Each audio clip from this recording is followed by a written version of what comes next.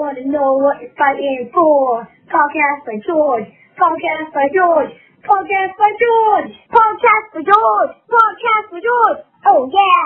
Hello, hi, how are you? Welcome back to a podcast by George. Well, we've got news we got to cover. I'd rather not. We've got a guest that I love to have on, though, and it's Matthew Hoh.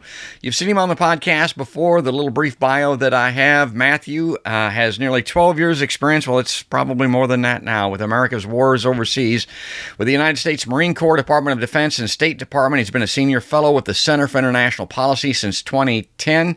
A lot of people became aware of him in 2009 when he resigned in protest from his post in Afghanistan with the State Department over the American escalation of the war. 2009, folks, honest to God. Well, we're going to talk about that. Prior to his assignment in Afghanistan, Matthew took part in the American occupation of Iraq, first in 2004-05 in Salah and Dim province with a State Department Reconstruction and Governance team, and then in 2006-07 in Anbar province as a Marine Corps company commander. So this guy has the bona fides. I love that word, and I love to have guests on the show like Matthew Hoh. It also says when not deployed, Matthew worked on Afghanistan and Iraq war policy and operations issues at the Pentagon and State Department from 2002 to 2008. So there we go. And right off the top, Matt, thanks for coming back on a podcast by George. I really appreciate it, particularly in these crazy times, these trying times that we're experiencing here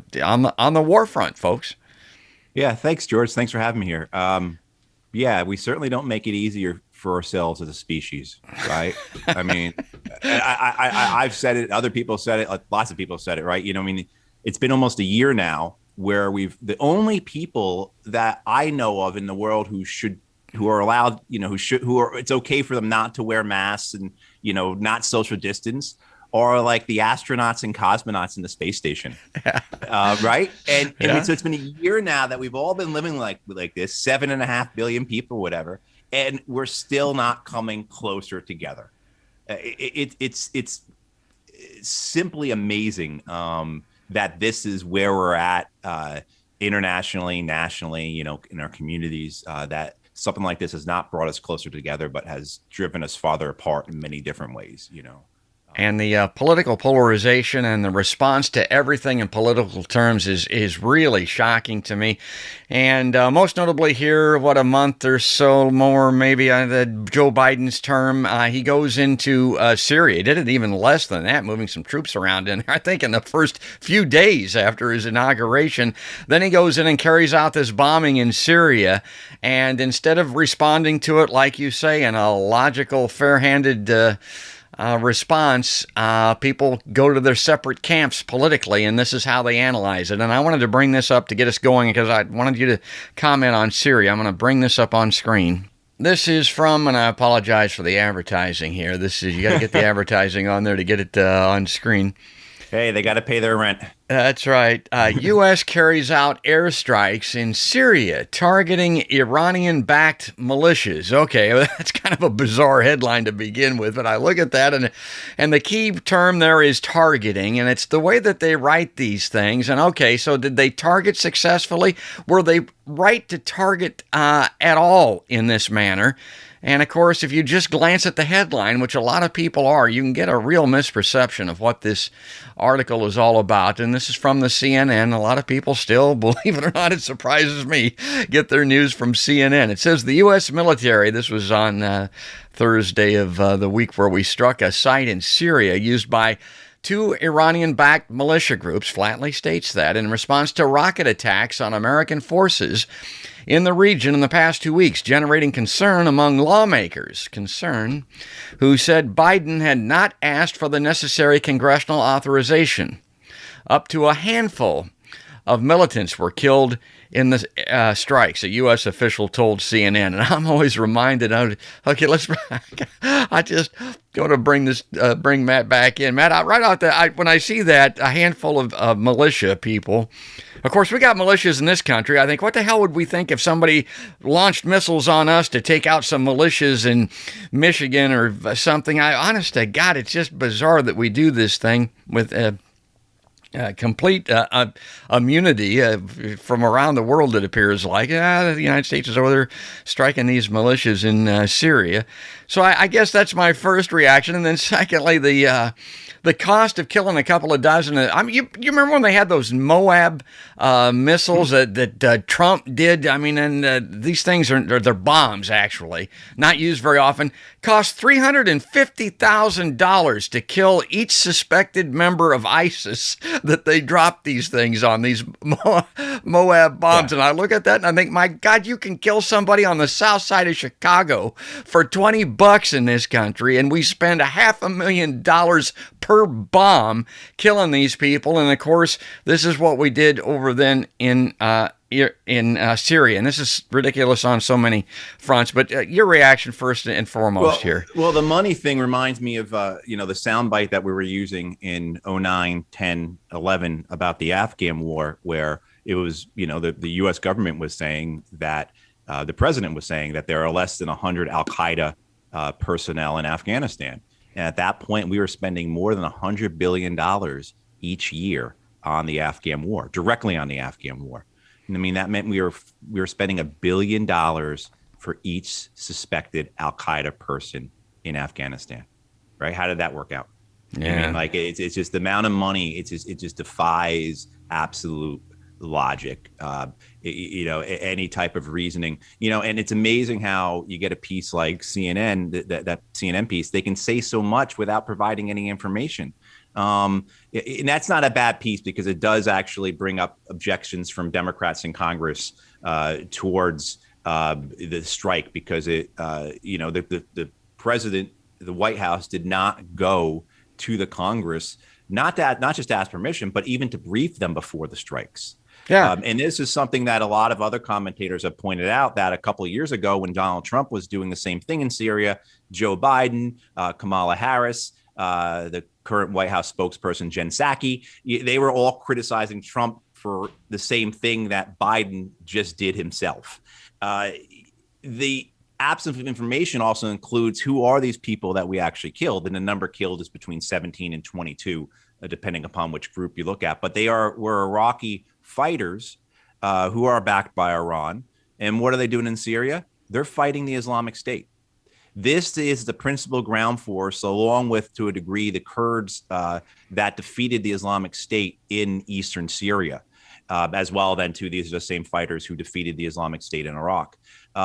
So basically, what we have done by bombing them is we have, in effect, acted as the Islamic State's Air Force. And this is something we've been doing for at least 5 years now in Syria. But, the problem is with antecedents, where do you begin? Certainly you can look at the war in Syria and understand it. This began as a covert U.S. operation. Jeff Sachs, he'll probably never be invited back. He's an economist. He'll probably never be invited back on Morning Joe on MSNBC. Laid this all out this past week, and Operation Timber Sycamore, and as Sachs says, it's well documented. But this was a covert operation from the start by the U.S. government to overthrow the Syrian regime, which resulted in this awful Syrian war, a civil war. We had, part of that was providing direct and indirect support to Al Qaeda and to the Islamic State. To try and overthrow the government. I mean, this is a Frankenstein's monster that we created. I mean, it goes further back, right? Because the Islamic State exists because of what we did in Iraq. Didn't exist until we invaded Iraq. And on and on and on. You look at it; it's been 30 years now. Last month was the 30th anniversary of bombing Iraq in the first Iraq War, in the 1991 Gulf War. We have bombed Iraq every week or nearly every day, because all through the 90s, we were bombing Iraq about 3 times a week, I think the average was, every day under the Clinton administration, plus those horrible, murderous sanctions. So where do you begin? Do you push it back farther to the Iran-Iraq war, right, where we supported Saddam Hussein for all those? On and on and on, right? You can go back to but the fact is that, I was going to say, you could go back to the U.S. government's coup in Iran in 1953. You can go back to the Sykes-Picot Agreement after World War I, which created all these nations, right? 2 European diplomats over cocktails drawing lines on a map I mean, that's pretty much what happened.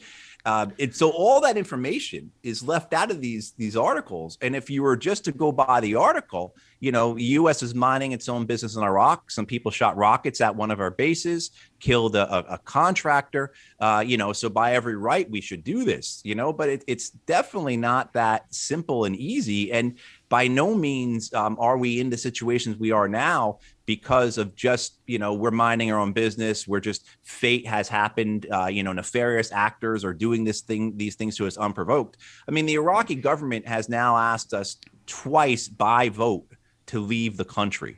Their parliament has, and we have just flatly ignored it. Not just ignored it, we've said we wouldn't do it.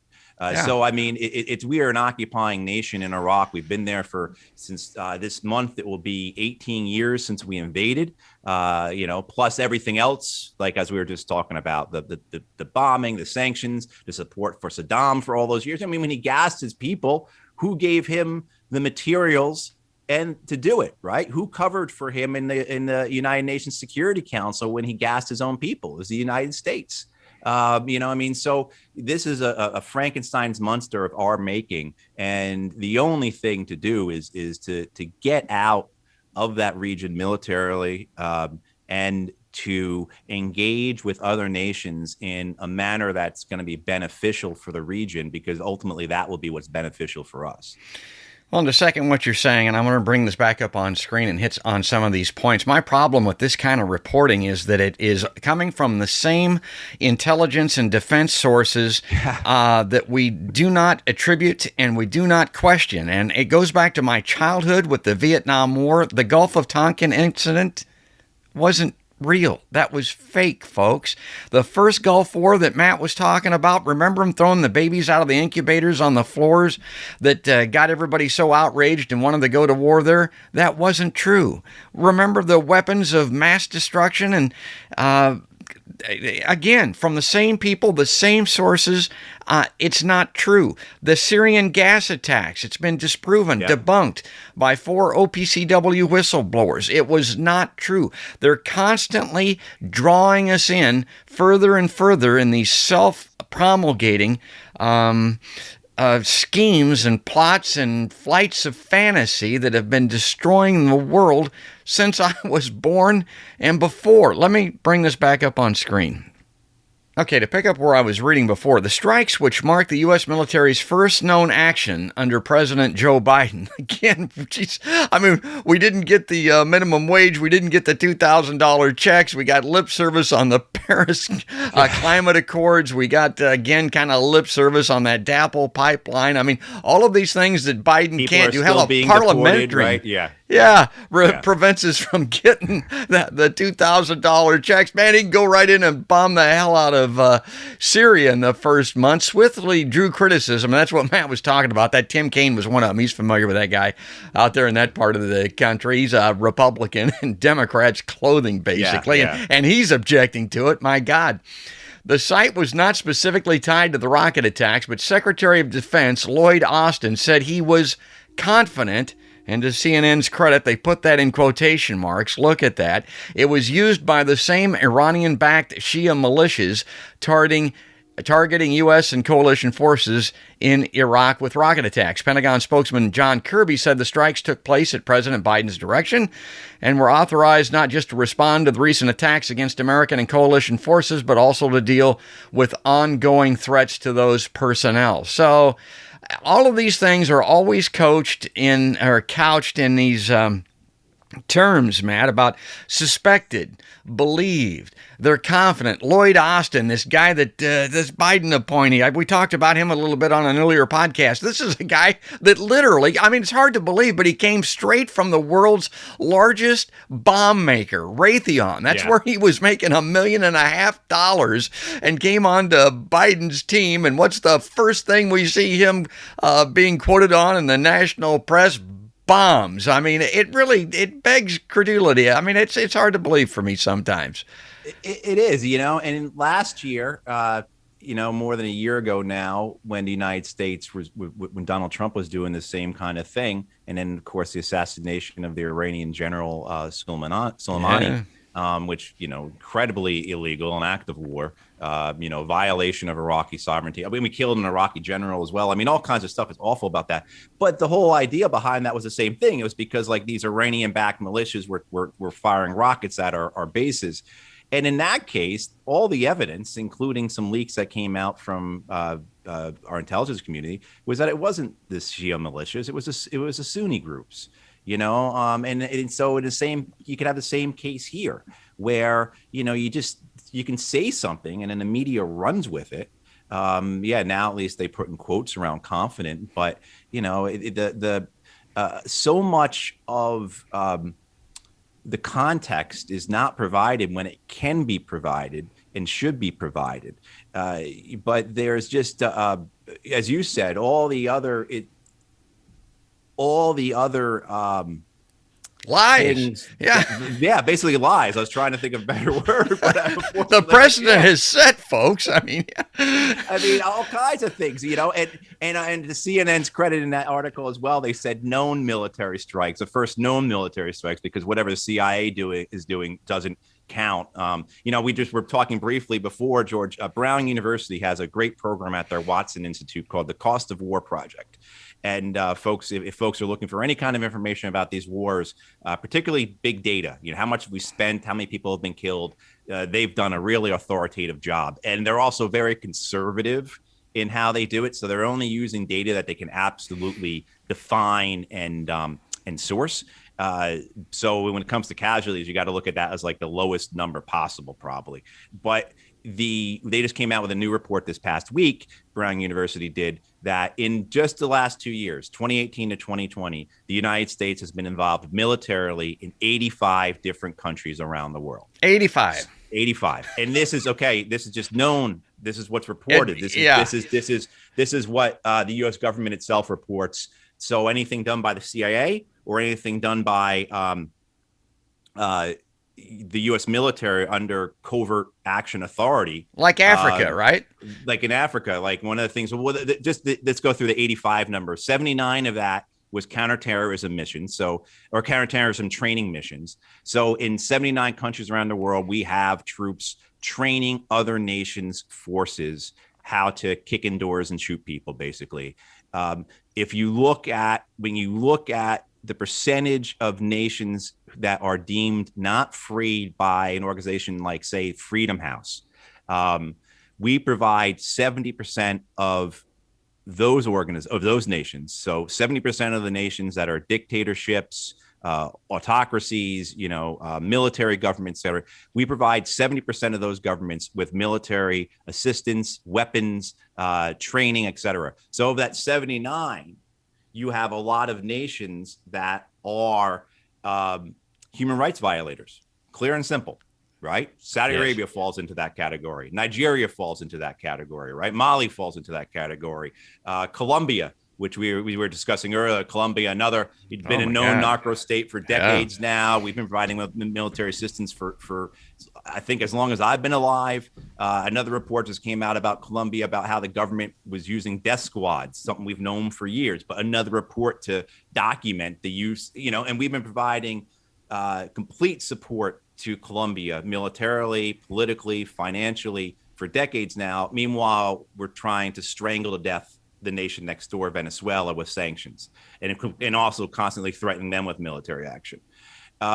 The numbers in terms of,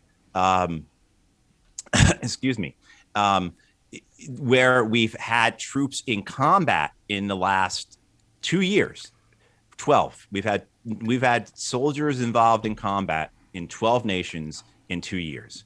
So that doesn't include all the other times we've had troops in combat prior to those years. So now you're looking at least over 20 nations since 9/11 where we've had soldiers on the ground killing people and being killed themselves. Along with that, there's been 7 nations that we have bombed either by airstrikes, either by manned aircraft or by drones in the last 2 years alone. So again, you add in the other nations that we've been doing that to, and now you're up to, at least 12 or 13 nations, maybe more. And that's, again, only what we know about. So in the last 2 years, we know at least we have had men and women on the ground killing people potentially being killed themselves in at least 12 nations. Like, how many have the CIA been in? How many have we sent, the top tier special operation units, Delta Force and SEAL Team 6, which oftentimes act covertly, which means by law, they don't have to be discussed. The public, only a few members of Congress are informed about it. That's one of the things I think most people don't realize is, even if you're a member of Congress, unless you are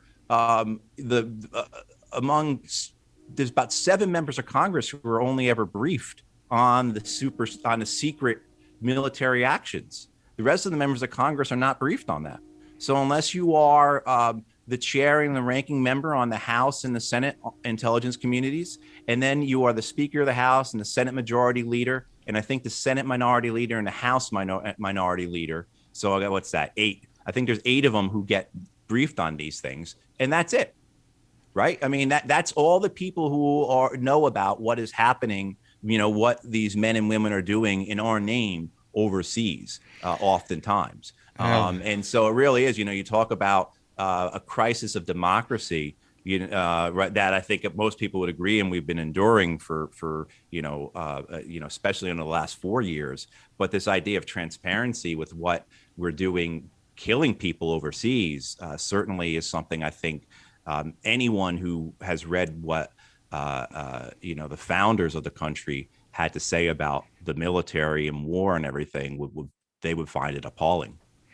I remember in the run-up to the Iraq War, and I'll never forget it, they had those intel reports, particularly on the weapons of mass destruction. You had all the UN information, but Congress was provided with the reports, and admittedly, the big rush to get over there, by God, we're still there. There was no great rush. They only read the summary.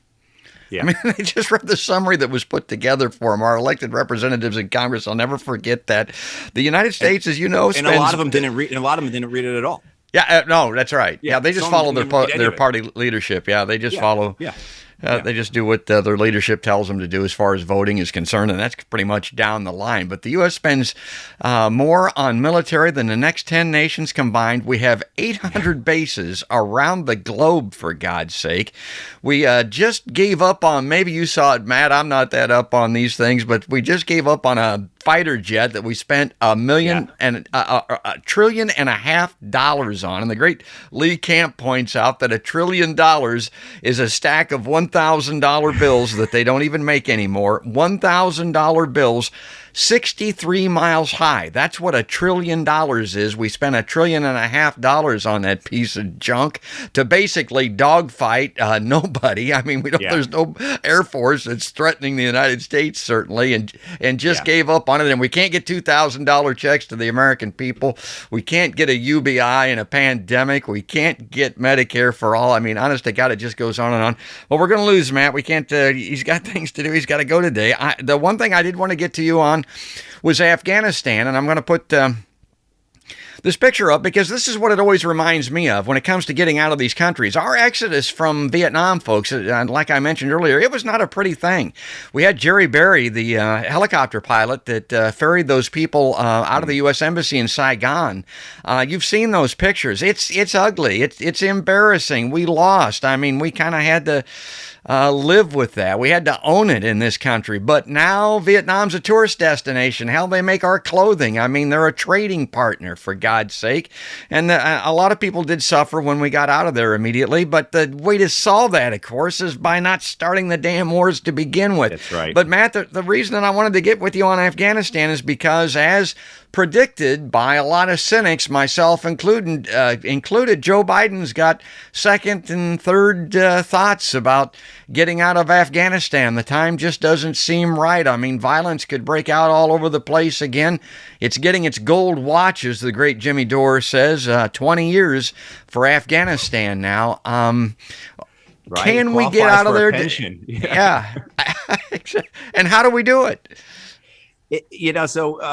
A year ago, this is just some of the things you just said got me my head rolling. But like with Vietnam, our aircraft carriers stop in Vietnam. They've been stopping in Vietnam for decades now. Our aircraft carriers, I mean, the same ships that were bombing the NATO. I mean, now, we've dropped more bombs on Vietnam than we did on Nazi Germany and Imperial Japan combined. They're still blowing up. And then, Yeah, exactly. Killing lots of people all the time, and here we are, however many years later after the Vietnam War, and it's like, oh, everything's good. These same ships that were bombing them before are now stopping and having liberty calls there.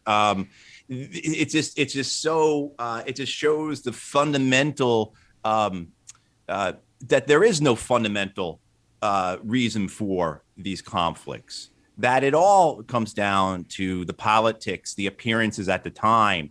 LBJ spoke about this quite a bit, about how he knew the war was completely garbage. He knew the war was not worth it. He knew the war, there was no purpose in it. But he also knew that he would get hanged by Congress if he did anything about it. I think that understanding, if you have that understanding, then you have that understanding of these wars as well.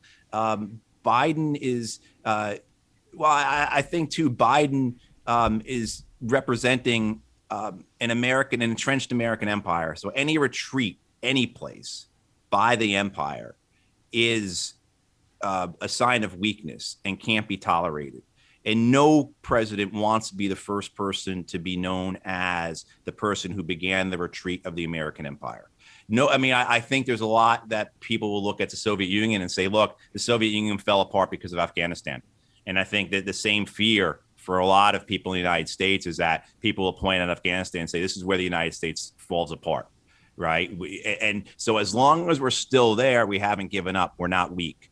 But a lot of it just comes to this understanding that within Washington, D.C., yeah, money is important. It's very important, of course, but it's more about power and being in control. And so the idea that you would be the man who is seen as weak by losing the war in Afghanistan is just anathema. And there are so many other things that come into this. One, the military industrial complex. We saw what happened when Donald Trump tried to end the war in Afghanistan. Congress literally revolted. They passed legislation saying we can't withdraw from Afghanistan. Money will not be provided to the U.S. military to withdraw from Afghanistan. Democratic supported, led. Completely. Exactly. Well, so what you have is the danger is, so a year ago, the U.S. signs this peace agreement with the Taliban, the first step in a peace process. Incredibly flawed. I'm not going to defend the agreement because there are so many things about it that are bad, but at least it's a process. It's the first time in more than 30 years there's been any attempt at peace or to bring about peace in Afghanistan. And the agreement stipulates that by May 1st of this year, so today's March 1st, right? So 2 months from now, the United States must have all of its troops out of Afghanistan. And now the Biden administration is looking to renege on that. Fortunately, they are talking to the Taliban. Zalmay Khalilzad, who is the president's representative for Afghanistan, is meeting with the Taliban now, or on his way to meet with the Taliban, because if the United States unilaterally pulls out of that agreement and reneges on that agreement on May 1st, on May 2nd, the Taliban start killing Americans again. The Taliban have not killed an American since this agreement was signed, which was part of the agreement, part of the deal. One of the problems with this agreement, we talked about transparency just a moment ago, there are all kinds of confidential, secret annexes to this agreement that even the Afghan government hasn't seen. So one of the problems is when you have the U.S. government saying, well, the Taliban isn't honoring its agreement, the Taliban saying the U.S. isn't honoring an agreement, you can't look at a document to say what the agreement was. If you go online and read the Doha agreement from last year, it's very vague. It's short. It's like 3 pages. It'll take you like 3 minutes to read, 5 minutes to read. But there's these confidential annexes that supposedly contain all this other information about what the actual agreement stipulates. So again, you get to this point where if the U.S. pulls out of this deal, just like Trump pulled out of the deal with Iran, the Taliban is going to start killing Americans the next day. That's certain. And the Taliban are very good at killing Americans. They're and they will do it.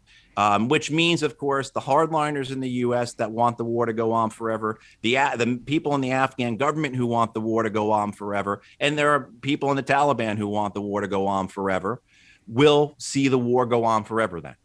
And of course, the Afghan people who have been suffering through war in their country for more than 40 years now will just continue to suffer. It's so this is a really big test of who Joe Biden is. One, will he agree? Will he be like Donald Trump and not agree and not honor agreements made by his predecessors, which is just, you talk about people losing faith in the United States. They shouldn't have faith, as you were discussing with the Gulf of Tonkin, first Gulf War and everything, et cetera. But this really is. I mean, the idea that you're gonna U.S. presidents are just going to continually just abrogate and walk away from treaties and deals that they made with other nations just for domestic political purposes, really,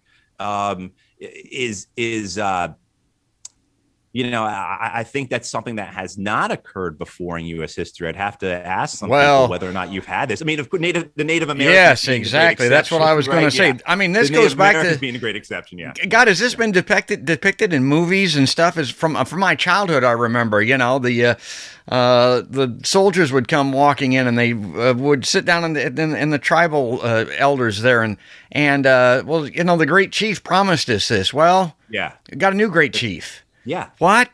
And that happened time and time again, breaking those treaties. So, I mean, it goes back to the precedent. The one thing that I would say, and I want to make a point about here, and then I'm going to turn it over to Matt for last word on this particular PBG, is the shocking part about this, really, is the full frontal view of this. Joe Biden doing this thing. My God, why would he go right back into Syria? Why would he bomb Syria? Why would these wars start to get inflamed again? Why would he refuse to come out of Afghanistan again when the left and right and the Democratic Party about pulled themselves apart, and he ended up being the nominee? And I look at it and I tell people, journalists, the mainstream media, they're supposed to be the fourth estate. They're supposed to be adversarial. They're supposed to look at this storytelling from the military-industrial complex, like I started this podcast with in that article. They're supposed to be an adversary on that. They're the three estates: legislative, the judicial, and the executive branches, and then journalism. Well, war, folks, is the executive branch, because they're the ones that execute. They're the ones that unofficially declare war. And so they ought to be all over this, but they're not, and they need to be, and we need to hold their feet to the fire. And I would just encourage everybody to look at this reporting that's coming down the pike, not through a political lens, not, well, he's only been in office for a month. It doesn't make any difference, man. If you're dead, that'll ruin your day. It doesn't make any difference if it's a month or not. No slack on these things. And Matt, I'm turning it over to you for last words. Well, I think it was the economist Randolph Bourne who said, and a lot of libertarians follow his work, said war is the health of the state. And it does. It provides for a lot, and in ways that Bourne couldn't have predicted of. One, I mean, certainly with the way the media works now, it's a great distraction. Rather than focusing solely on the challenges with COVID, or the fact that the $15 minimum wage has been essentially abandoned. I mean, like all the different, as you discussed, the lies, you have talk about what's happening in Syria. And again, it's always very narrow. It's narrowly defined. The people who are brought on, I brought up Jeff Sachs. He'll probably never get invited back on to MSNBC again, but at least they had him on, right? But most of the time, or Matt Hoh, I haven't been on. Gosh, I used to be on. I was on MSNBC. I think I probably said it before. I was on MSNBC so often, 9 years ago, that they had my own shade of makeup ready for me. Like I felt like I had really made it, right? Like the makeup lady had the Matt Hoh tinge, like in a little because I was on every week basically at that point. And then they had a shift. Then around 2012, MSNBC had they started doing their lean forward campaign. Yes. And it wasn't just me who got dropped off. It was like anyone who was on there talking about things, adversarially to the administration. And this is when you start to see guys like Cenk Uygur and Dylan Ratigan leave the network. Krista Ball left, not so long after that. Phil Donahue, of course, before that. And there were a few others who, that because they had switched to being the their model became exactly what Fox News's was, and it Ed worked Schultz. for them, right? Their ratings went through the roof for them. They were now Rachel Maddow was beating Hannity head to head, right? I mean, that kind of stuff. So it worked for them money wise, but in terms of what it did to us as a nation, I'm not saying that because Matt Hoh's not on anymore, right? I mean, we're probably better off because of that, but